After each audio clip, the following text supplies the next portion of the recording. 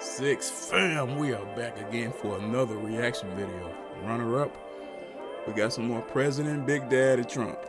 But today though, I don't know if I'm gonna like the video, I don't know.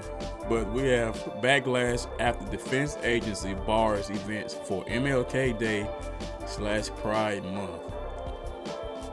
I don't know what's going on right here. But if he does something I don't like, I will say it. If he does something I like, I will also say it. I'm not like a fanboy. In politics, I come kind of like neutral because I feel like both sides are done some shady stuff. You know what I'm saying? But I'm not a fanboy. If he does something I don't necessarily like personally, I'll mention it. It is what it is with me. Like, you know what I'm saying? I'm not. Look, let's just hop into it though before I start making assumptions. Let's just see what's going on here, guys. Hope everybody's doing okay. By the way, y'all follow me, give me a like and a subscribe. I would much appreciate it. Let's hop into it, y'all. Let's see what they're talking about here. Jonathan, these days and months are, of course, more than just a notation on a calendar. And I wonder what message it sends to Pentagon employees and beyond that this is happening. Chris,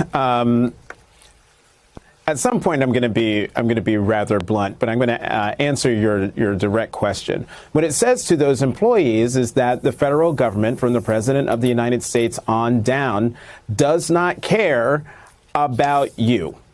I know there are folks on the right who think that all of this focus on people's identities and characteristics are ancillary and that it's all quote unquote woke and PC and all of that.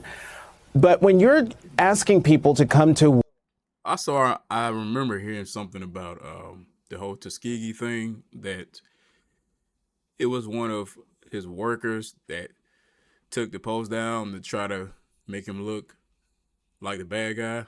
I'm not sure, y'all. This is just what I'm hearing. But then they were gonna put it right back up. I don't know. That's just what I heard though. But let's continue the video. I need to know why he's doing this. Work. You're asking them to come to work comfortable and in their, fully comfortable in their own skin.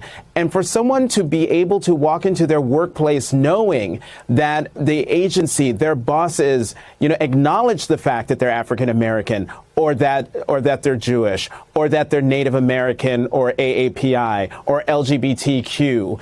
It makes that person, that employee, feel welcomed and that their contributions are valued. And what we're seeing from the president on down is that if you are not a white, straight, Christian, cisgender male, you do not count. And that is why I am still trying to figure out the best way to talk about this without my head exploding. But that is where we are right now, Chris. So, Amy, this has been, let's say, a difficult time. I'm going to understate it. A difficult time to be Jewish in America. I've just been texting with a friend of mine who's the president of her synagogue. She and others want to know, is it ever going to stop? Their feeling of being threatened, their feeling of being othered. What do you see as the importance of this? So I remember I heard them saying in the beginning of the video too that it was more of them. So, because up here it just says Pride Month and MLK Day. So what more is it? I don't know, y'all. Let's keep watching. Let's keep watching. Maybe you guys can inform me more on like why, I guess, if they don't say it. But let's continue.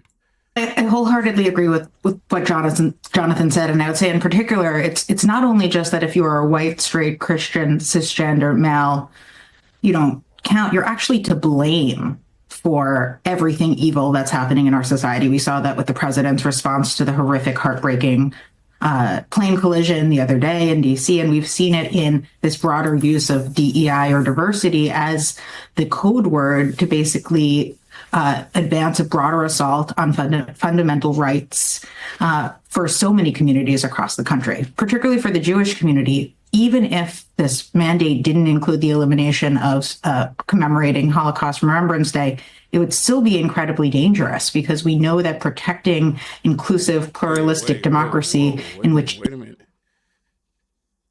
Martin Luther King's birthday, Black History Month, Women's History Month, Holocaust Days for Remembrance, Asian American Pacific Heritage, Juneteenth, Women's Equality, National Hispanic, National Disability, National American Indian. This is like the minorities, though.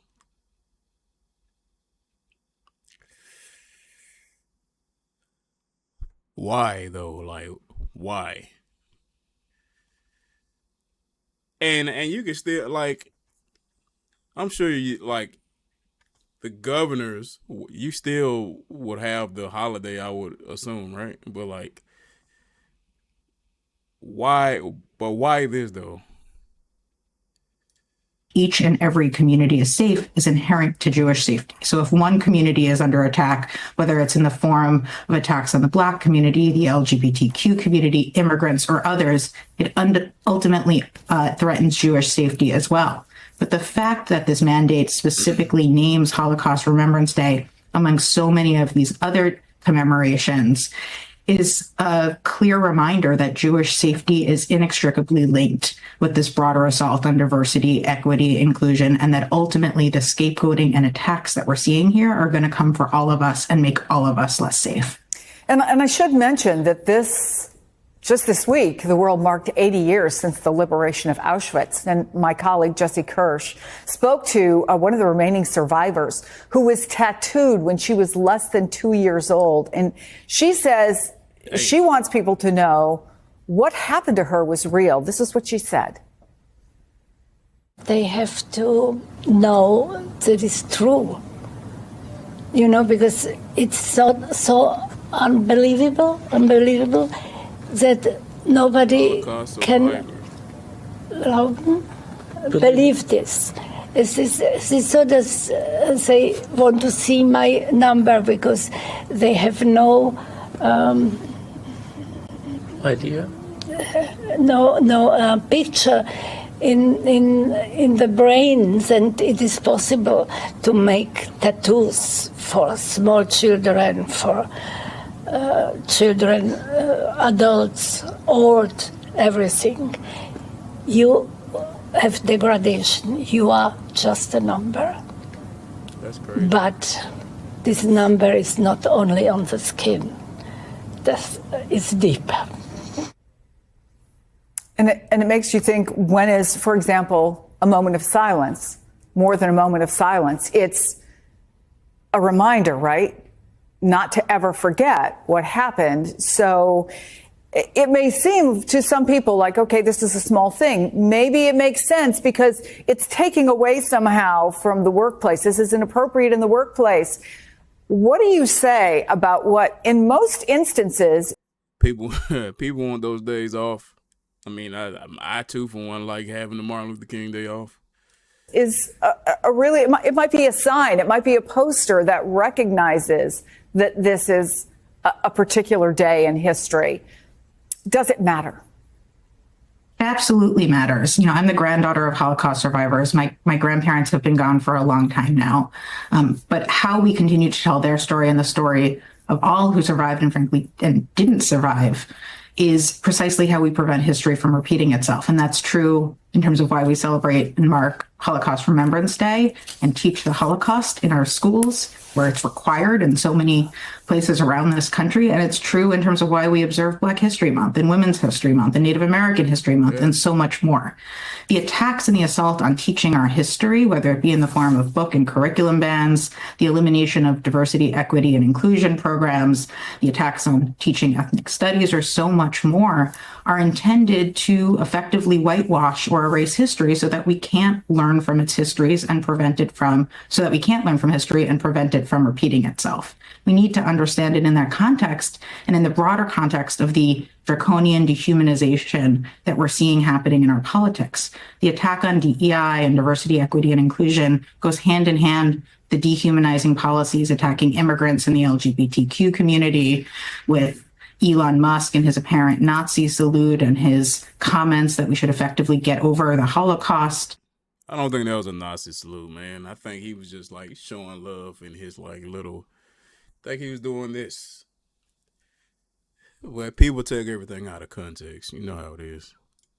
With so much more that we've seen over the last few weeks, all of it is intended to desensitize us to this hate, to forget the lessons of history, and to allow these dehumanizing authoritarian policies to move forward effectively.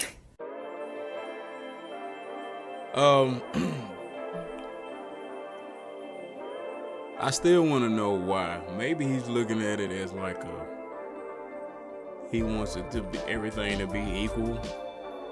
Not one particular culture celebrates a day. Maybe he wants everything to just be. I don't know, y'all. Maybe y'all can explain this better to me. No, this is not me disliking Trump now. I still like Trump. It's just, if it's just certain things that you do that I don't like, I'll just say it. I mean, I would do the same thing for anybody. Like, you know, you can't just agree with every single thing. Surely somebody would disagree with something these politicians say, but that doesn't mean you just overall hate them. You know what I mean? But I would like to know why. But I know a lot of people are probably going to be like, well, now I told you he was racist and all that. Well, bro, no, because the other side from back in the day, we were accused of calling us super predators and all of that stuff too. Like, come on, like, knock that out. I don't think that's the case, bro. I don't think he's a racist. I would like to know why he's doing this though. But I don't know, y'all. Well, I guess we'll see more about it. Maybe you guys can tell me more about it. Maybe I'm ignorant to some stuff, but I would love to hear you guys, read you guys' comments in the comment section. You can inform me on more information. But as of right now, y'all, that's the video. If you like what I do here, give me a like and a subscribe, and I'll see you cats in the next video.